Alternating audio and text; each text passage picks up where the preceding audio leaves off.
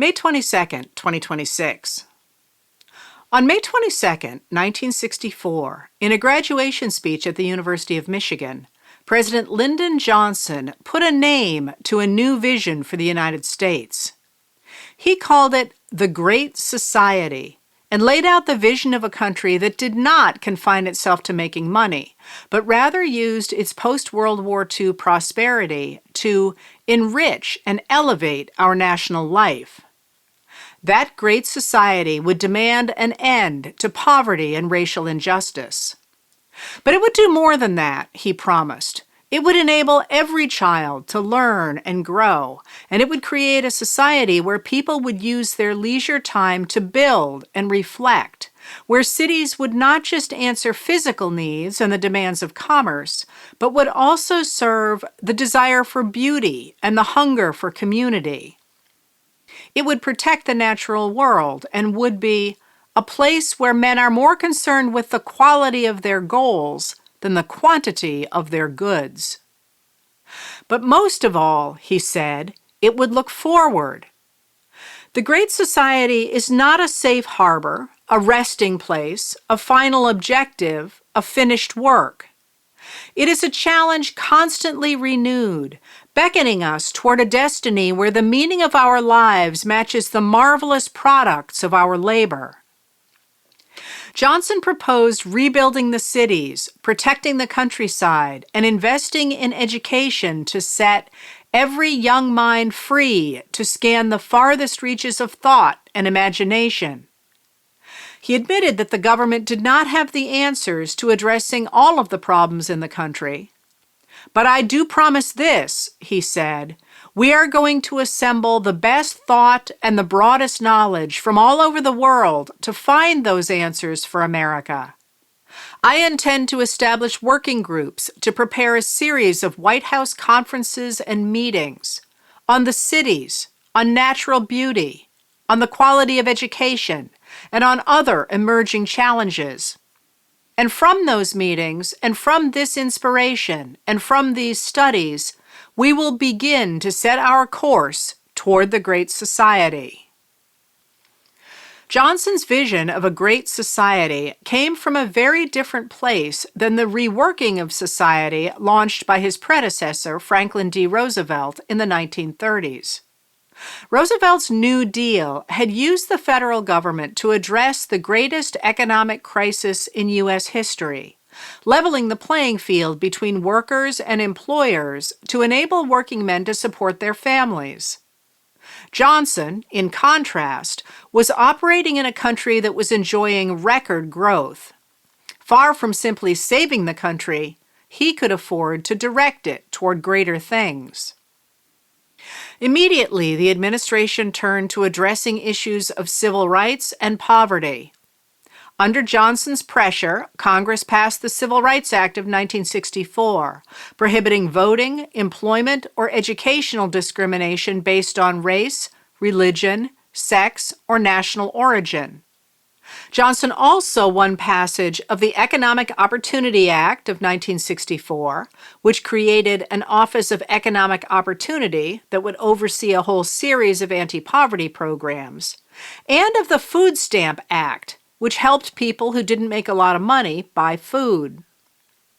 When Republicans ran Arizona Senator Barry Goldwater for president in 1964, calling for rolling back business regulation and civil rights to the years before the New Deal, voters who quite liked the new system gave Democrats such a strong majority in Congress that Johnson and the Democrats were able to pass 84 new laws to put the Great Society into place. They cemented civil rights with the 1965 Voting Rights Act protecting minority voting, created jobs in Appalachia, and established job training and community development programs. The Elementary and Secondary Education Act of 1965 gave federal aid to public schools and established the Head Start program to provide comprehensive early education for low-income children. The Higher Education Act of 1965 increased federal investment in universities and provided scholarships and low-interest loans to students. The Social Security Act of 1965 created Medicare, which provided health insurance for Americans over 65, and Medicaid, which helped cover health care costs for folks with limited incomes. Congress advanced the war on poverty by increasing welfare payments and subsidizing rent for low-income families. Congress took on the rights of consumers with new protective legislation that required cigarettes and other dangerous products to carry warning labels, required products to carry labels identifying the manufacturer, and required lenders to disclose the full cost of finance charges in loans. Congress also passed legislation protecting the environment, including the Water Quality Act of 1965 that established federal standards for water quality. But the government did not simply address poverty. Congress also spoke to Johnson's aspirations for beauty and purpose when it created the National Foundation on the Arts and Humanities. This law created both the National Endowment for the Arts and the National Endowment for the Humanities to make sure the era's emphasis on science didn't endanger the humanities. In 1967, it would also establish the Corporation for Public Broadcasting, followed in 1969 by National Public Radio.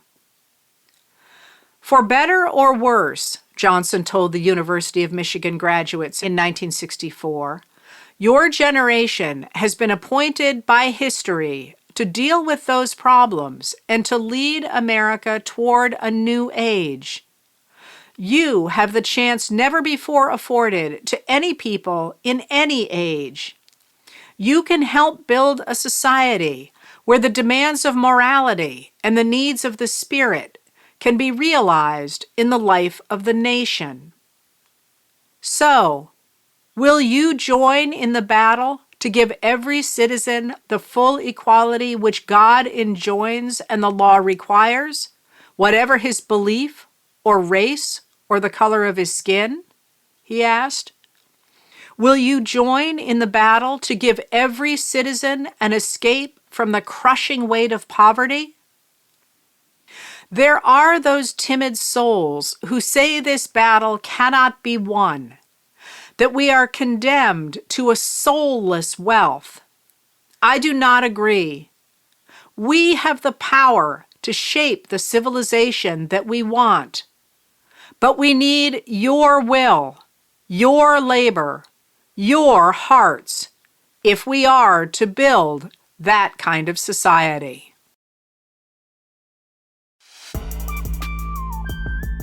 Letters from an American was written and read by Heather Cox Richardson. It was produced at Soundscape Productions, Dedham, Massachusetts. Recorded with music composed by Michael Moss.